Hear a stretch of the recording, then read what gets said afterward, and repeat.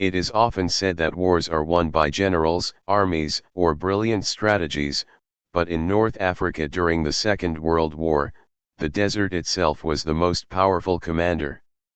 Long before tanks clashed and aircraft roared overhead, the scorching winds, endless plains, and punishing climate shaped the fate of every soldier who stepped into that vast wasteland.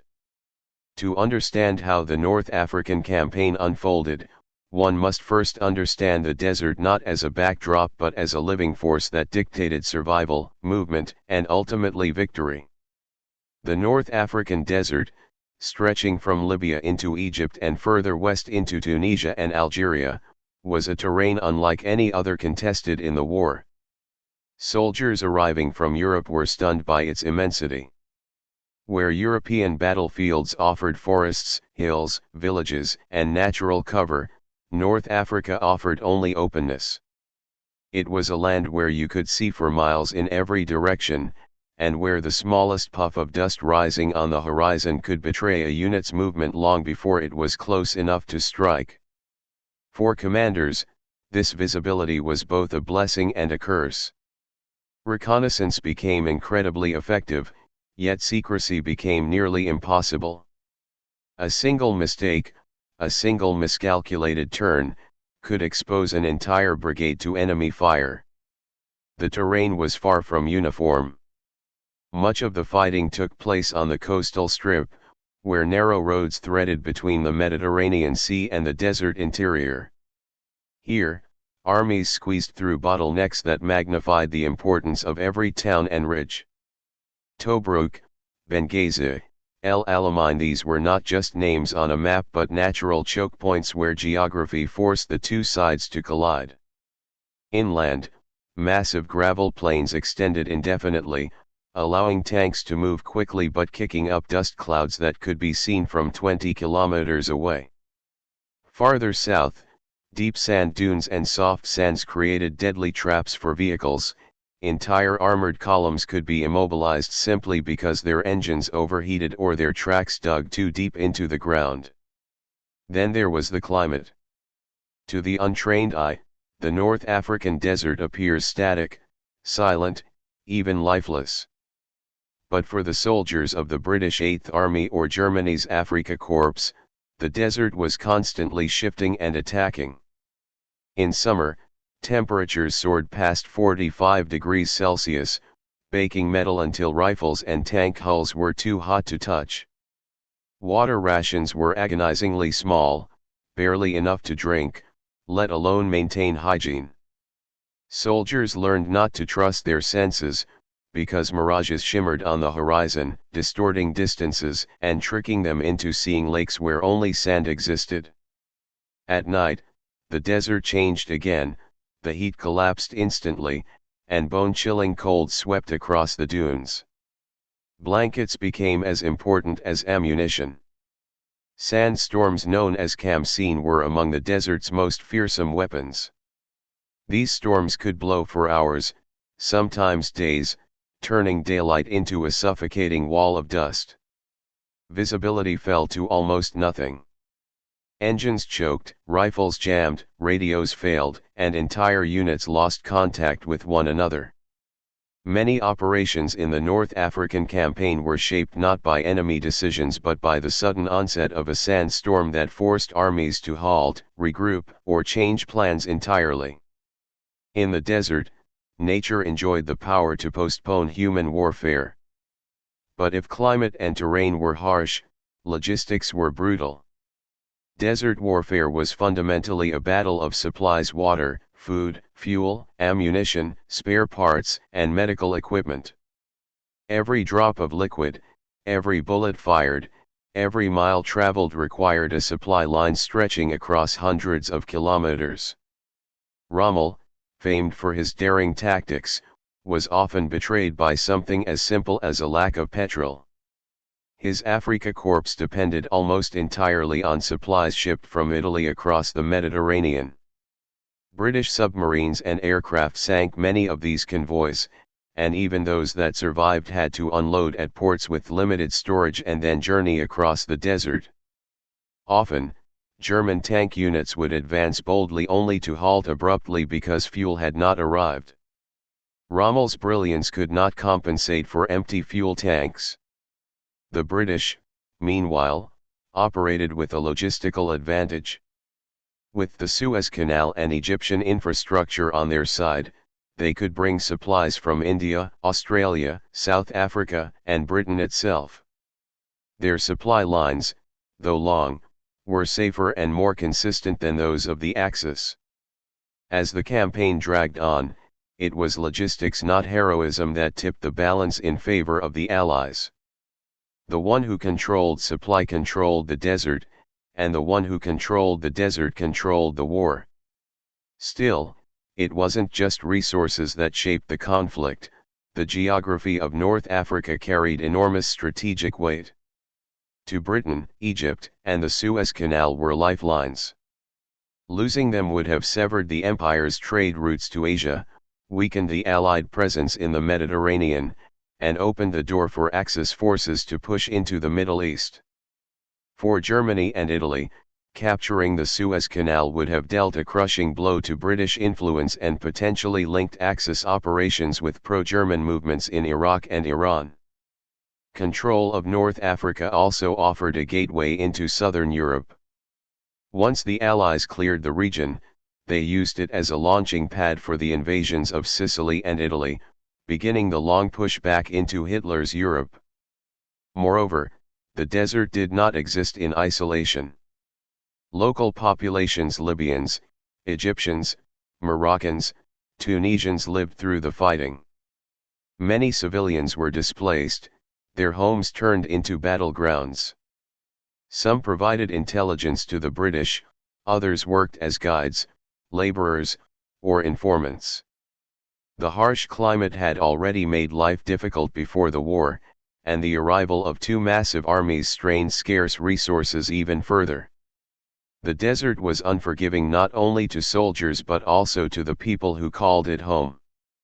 In the end, the North African desert was a place where the environment shaped every decision, every struggle, and every moment of the campaign. It was a battlefield where tanks fought the sand as fiercely as they fought each other, where soldiers feared thirst as much as bullets, and where the sun could decide a commander's fate. The desert forced armies to adapt or perish. It rewarded mobility, punished inflexibility, and exposed the limits of even the most powerful machines of war. Before a single shot was fired, the desert had already chosen the terms of battle. And every general, whether Rommel, Montgomery, or Eisenhower, knew that the greatest challenge in North Africa was not defeating the enemy, but surviving the desert itself. The dance of steel across the open sands. When the first armored columns rolled into the North African desert, no one imagined that this barren landscape would become the stage for one of the most fluid and fast-paced contests of maneuver in modern warfare. The desert's openness offered something Europe rarely did, the freedom for tanks to race, wheel, and engage like warships on an empty sea. It was a place where armored warfare shed its usual limitations and transformed into a deadly dance of speed, precision, and improvisation. And at the center of this metallic ballet were the men who learned to read the desert's subtle cues like sailors reading the tides. For tank crews arriving from Europe, the desert was both a gift and a curse. The absence of forests, rivers, and towns seemed to promise freedom of movement, yet the reality was far more complex. The desert, smooth from a distance, hid ridges, soft sand patches, and uneven gravel beds that could immobilize a tank without warning. A commander who pushed his vehicles too recklessly risked losing half his force to the terrain before even encountering the enemy. Those who moved too cautiously surrendered the advantage of speed, which in desert warfare often meant the difference between striking first or being struck. The Germans, under the leadership of Erwin Rommel, grasped the desert's possibilities early. Rommel understood that traditional, slow-moving infantry operations would collapse under the pressure of heat and distance. he reorganized his forces into highly mobile battle groups that could move swiftly, react instantly, and strike unexpectedly. His armored spearheads became famous for sudden thrusts that left Allied commanders struggling to understand his movements. To pursue Rommel was to chase a phantom, to wait for him was to invite disaster. The desert rewarded commanders who made bold decisions, and Rommel thrived in that environment. But speed alone was not sufficient. Tank warfare in North Africa depended heavily on coordination with artillery and aircraft. The desert's long lines of sight meant that an unprotected armored advance risked being shredded by distant anti-tank guns. Both sides adapted by integrating support units closely with their armored formations. The British began using boxes of anti-tank guns to shield their tanks, while the Germans relied on the deadly 88mm guns originally designed for anti-aircraft use, which became feared for their ability to destroy Allied armor at astonishing ranges. Tank crews lived with the constant fear that somewhere beyond the shimmering horizon, an unseen gunner was waiting for the perfect shot. The British did not begin the campaign with the most modern or numerous tanks, but they learned quickly from their early setbacks. They reorganized their armored divisions, improved communication systems, and began receiving American tanks like the Grant and later the Sherman. These machines were not invincible, yet they were reliable and possessed enough firepower to challenge the German panzers effectively. The desert became a testing ground where mechanical durability mattered as much as armor thickness or gun caliber. A tank that broke down far from its support column was as good as destroyed. Mechanics became as valuable as gunners, working through the night to coax crippled machines back to life before dawn brought fresh fighting. Radio communication emerged as one of the most decisive elements of desert warfare. In an environment where smoke, forests, and urban structures did not exist to conceal movements, maintaining real-time coordination was crucial. German tank crews benefited from excellent radio equipment, allowing them to execute complex maneuvers with precision. British and Commonwealth forces, recognizing this advantage, upgraded their communication networks and began to match the Germans in battlefield coordination. The desert might have been a place of barrenness, but the airwaves above it pulsed with messages, orders, warnings, and desperate calls for reinforcement. Air power also reshaped the nature of desert combat. Aircraft patrolled relentlessly, using the desert's clarity to spot enemy formations long before they reached the front. A single reconnaissance plane could locate a tank column dozens of kilometers away, guiding bombers or artillery fire with deadly accuracy. The arrival of the German Luftwaffe initially gave the Axis a powerful edge, but as the campaign progressed, the Royal Air Force and later American air units gradually established superiority. The desert sky became as contested as the ground, and every armored commander knew that any movement in daylight risked aerial attack. Planes cast shadows that sent soldiers scrambling for cover, and the roar of engines overhead often signaled the start of chaos. What made desert battles particularly distinctive was the absence of fixed front lines. Instead of trenches or fortified positions, the front shifted constantly, sometimes by dozens of kilometers in a single day. Units could find themselves in the rear without realizing it, or stumble into an enemy convoy by accident.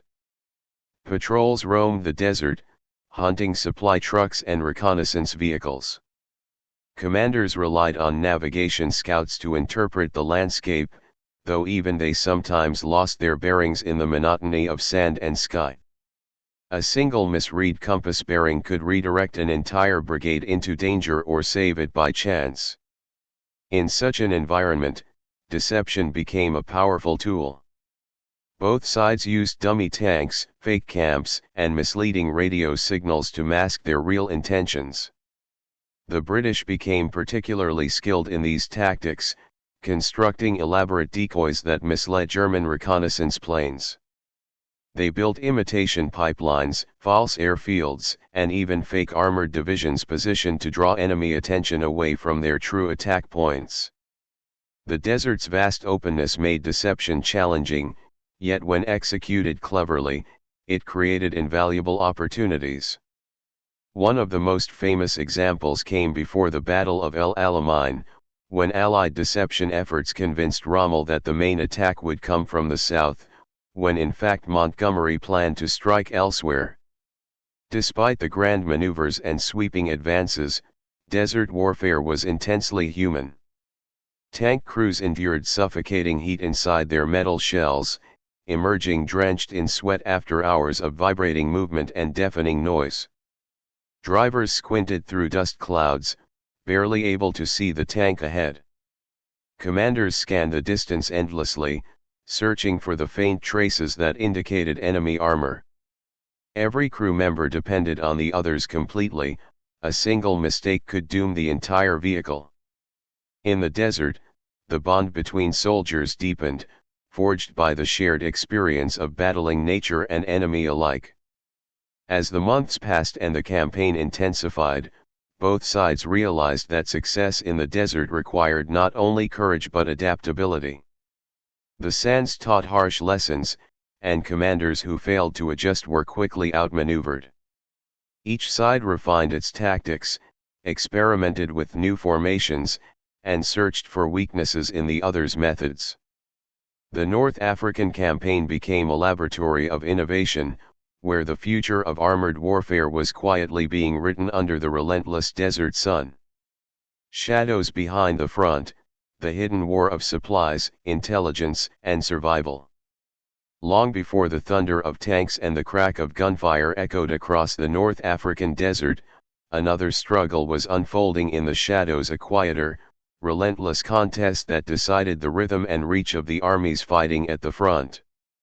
This was the hidden war of supply convoys, intelligence gatherers, code breakers, drivers, mechanics, dispatch riders, engineers, and medical teams.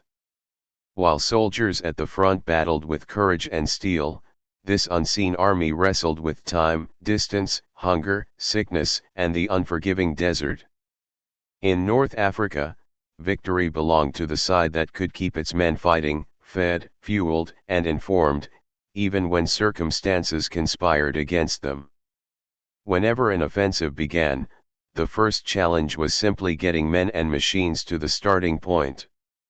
Convoys carrying fuel and ammunition crawled across featureless plains where no signposts existed, relying on their navigators to guide them using stars, compasses, and instinct. A single misjudgment could lead them miles off course, leaving front-line troops desperate and exposed. Drivers often spoke about the strange silence of the desert as they moved at night, engines rumbling softly while the sky above shimmered with distant stars. There were no landmarks, no villages, no friendly faces, only the hope that the next ridge would reveal the correct route instead of empty darkness. For those repairing vehicles, the desert was an adversary that demanded constant vigilance. Mechanics worked tirelessly, often sleeping only a few hours a night, their hands cracked from sand and oil. They operated in makeshift workshops, sometimes just a tarpaulin stretched between two trucks. If a tank broke down far from the front line, recovery crews raced against time to haul it back before enemy aircraft spotted and destroyed it. Many of these mechanics were young men who had never seen a tank before the war, yet the desert forced them into mastery. They learned to replace engines under starlight, improvise spare parts, and coax dying machines back into motion with nothing but determination. Their work rarely made headlines, but it ensured that armored columns remained capable of fighting. At the same time, medical teams waged their own battle against injury and illness. Heat stroke, dehydration, and infection stalked soldiers relentlessly. Makeshift field hospitals sprang up in tents where doctors treated burns, shrapnel wounds, and diseases brought on by sand, insects, and bad water. Nurses administered morphine while flies swarmed around them, and surgeons performed operations amid dust storms that threatened to choke out the light. Evacuation was a constant challenge. Injured men were loaded into ambulances that bounced across uneven plains toward safer zones. Many soldiers survived not because of luck, but because medical crews refused to surrender to exhaustion or despair. Meanwhile, far from the roar of battle, a different struggle was taking place behind closed doors. Intelligence agencies worked day and night to uncover enemy plans, intercept communications, and decipher cryptic messages. The Desert Campaign became a proving ground for code breakers, spies, and reconnaissance specialists. Aircraft fitted with powerful cameras soared above enemy lines, capturing images that revealed troop concentrations, supply depots, and newly dug positions. Each photograph was carefully examined, magnified, and compared with previous days to identify subtle changes. But even as intelligence teams labored, the desert remained unpredictable. Units vanished into sandstorms, convoys appeared unexpectedly, and tanks seemed to emerge from empty horizons without warning. Reconnaissance pilots often returned shaken, having flown through turbulence created by the scorching heat rising from the ground. Their photographs, however, provided invaluable clues. Analysts could trace faint tire tracks stretching across the sand, distinguish decoys from real tanks, and determine where the next attack might originate. For commanders planning operations, this information was sometimes more valuable than additional troops. The rivalry between intelligence networks extended far beyond the battlefield. Agents operated among local populations, gathering rumors, watching enemy movements, and reporting through coded messages. Radio operators risked being detected by enemy signal units as they transmitted crucial updates. Some spies worked in disguise, blending into marketplaces or coastal towns, listening for anything that might reveal when a convoy was due to sail or a new unit had arrived. Behind every successful offensive lay countless hours of quiet, painstaking intelligence work carried out by people whose names would never appear in history books. Communication presented its own set of challenges. In an environment where the wind could erase tracks within minutes and sandstorms could isolate entire units, maintaining coordination was a constant struggle. Dispatch riders drove their motorcycles across rough terrain, delivering written messages when radio lines failed.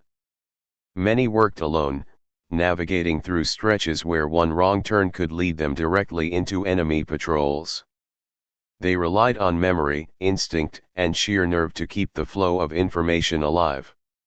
Some disappeared without a trace, swallowed by the desert they struggled to cross. As the campaign intensified, the role of supply ships became increasingly dangerous.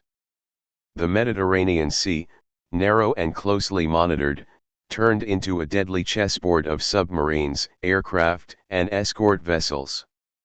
Ships loaded with fuel and ammunition attempted to reach North African ports while Allied forces hunted them relentlessly. Every vessel that was sunk meant fewer resources reaching the front, and every successful delivery prolonged the struggle. Sailors lived under constant threat of torpedoes, bombs, and mines. Those who survived a sinking often drifted for hours or days in the sun, praying for rescue. Their efforts, unseen by soldiers in the desert, shaped the course of entire operations. For many support personnel, the war in North Africa was not just a test of skill, but a test of endurance. Cookhouses tried to prepare food in conditions where sand blew into every pot, coating meals with grit. Engineers constructed roads and landing strips, laying stones by hand or leveling pathways that would soon be swallowed by shifting sand. Water purification units struggled to produce enough clean drinking water for thousands of men. Every task was made more difficult by the environment, yet each contribution was essential. In the final measure, the hidden war behind the front was the glue that held everything together. The tanks that rolled into battle, the soldiers who advanced across shimmering plains, the aircraft that soared overhead all relied on the vast, unseen machinery operating behind them. The desert rewarded boldness at the front, but it punished reckless neglect in the rear.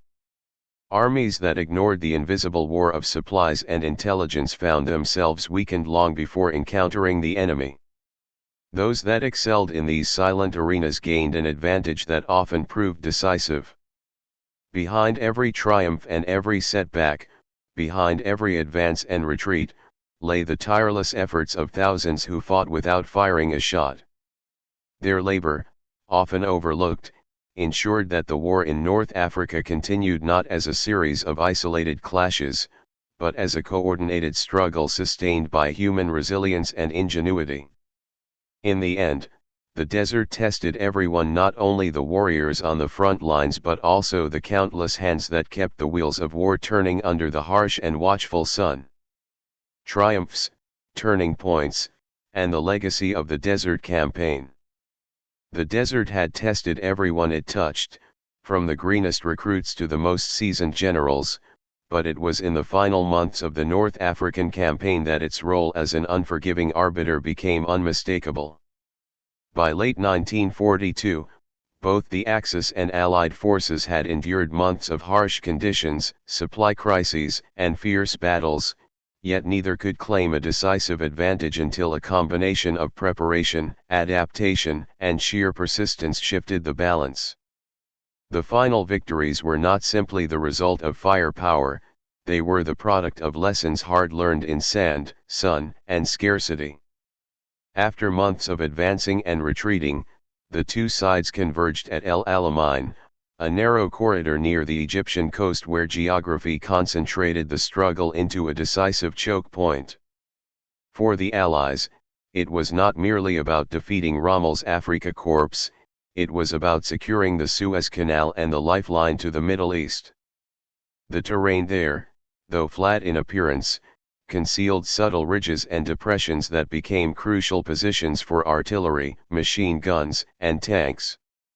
Montgomery, the British commander, recognized that brute force alone would not suffice. Instead, he orchestrated meticulous planning, combining deception, coordinated artillery barrages, and an extensive build-up of supply lines to ensure his forces could sustain the assault. Months of observation and preparation meant every unit knew its role, every supply truck had a destination, and every diversion was timed to confuse the enemy. Rommel, ever daring, attempted to exploit his famed mobility once more, but the desert had become less forgiving for the Axis. Months of overstretched supply lines, dwindling fuel reserves, and constant harassment from Allied aircraft left his forces vulnerable. No longer could rapid armored thrusts carry the day without a secure logistical foundation. The desert, which had once rewarded audacity, now exposed the limitations of overreach. His troops, while disciplined and courageous, faced not only a determined enemy but also the relentless weight of environmental pressure.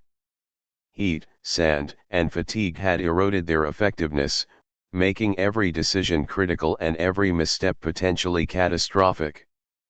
As the battle unfolded, it became evident that technology, when combined with effective strategy, could tip the scales. The Allies introduced new tanks, including Shermans with more reliable engines and improved weaponry, which could withstand conditions that had crippled earlier models. Engineers had constructed roads and supply depots that allowed fuel and ammunition to reach the front with remarkable efficiency. Air superiority allowed reconnaissance planes to relay real-time positions of enemy formations, while bombers disrupted the Axis supply chain. The desert, once a chaotic and unpredictable force, had been studied, mapped, and partially tamed, allowing the Allies to coordinate a large-scale offensive with unprecedented precision.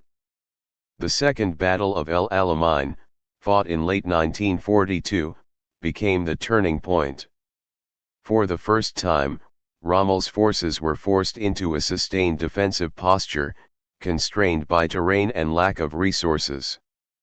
The Allies attacked along multiple fronts, using diversionary tactics to mask the main thrust of their assault.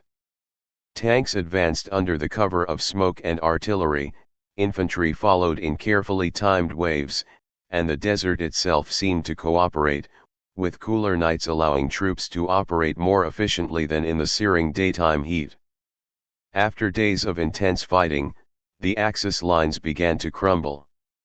Exhaustion, dwindling supplies, and relentless Allied pressure combined to compel a retreat that would eventually carry German and Italian forces across Libya and into Tunisia.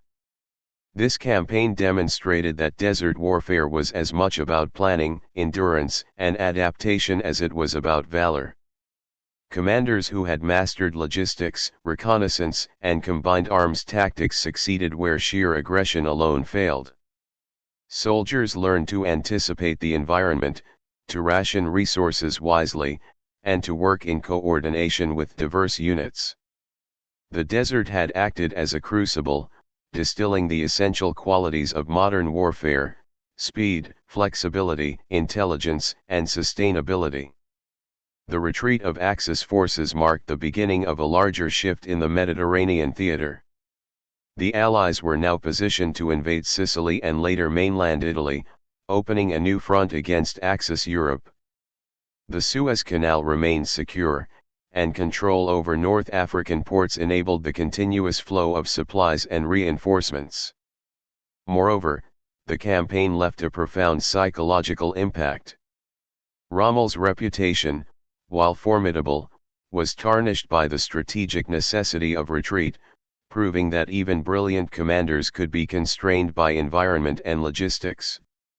For the Allies, the victory demonstrated that meticulous planning, combined with patience and the exploitation of environmental understanding, could overcome even the most aggressive opponents. Beyond the immediate military outcomes, the North African Desert Campaign reshaped approaches to warfare globally. Armored warfare, once an experimental component of military doctrine, was validated as decisive when combined with logistics, intelligence, and air support. The desert became a classroom for modern combined arms operations, showing that tanks, infantry, artillery, and aircraft had to operate in harmony, particularly in environments that magnified every error. Lessons learned here would later influence operations in Europe, the Pacific, and other theaters where mobility, supply, and environmental adaptation were critical. Equally important was the human dimension. Soldiers returning from the desert spoke of enduring heat that sapped their strength, nights that chilled them to the bone, and endless horizons that challenged both courage and sanity. They remembered the camaraderie forged in adversity, the resourcefulness required to survive with limited water or food, and the trust placed in comrades to navigate terrain that could easily swallow an individual or unit. These experiences, harrowing as they were, became central to the lore and memory of World War II, illustrating that the desert tested not only machines and tactics but also the human spirit. By the end of the campaign, North Africa had been transformed from a vast, unpredictable wasteland into a theater defined by strategy, preparation, and coordination. The desert had dictated every movement, influenced every decision, and shaped the outcome of battles in ways that no map or military manual could fully capture. It had revealed that environmental mastery could be as decisive as firepower, and that the success of an army depended as much on its ability to adapt and endure as on its ability to attack. The lessons of logistics, mobility, intelligence, and combined operations learned in the North African desert would echo through the remaining years of the Second World War and beyond. In retrospect, the North African Desert Campaign was a turning point not merely in geography or in military operations but in the philosophy of warfare itself. It proved that victory required more than courage and numbers. It demanded foresight, coordination, and an intimate understanding of the environment. The campaign's legacy extended to every subsequent theater of war, from the mountains of Italy to the islands of the Pacific, shaping doctrines, strategies, and the very mindset of commanders and soldiers. The desert, once a passive backdrop, had emerged as an active participant in history, reminding the world that even the harshest and most desolate landscapes hold the power to shape the fate of nations.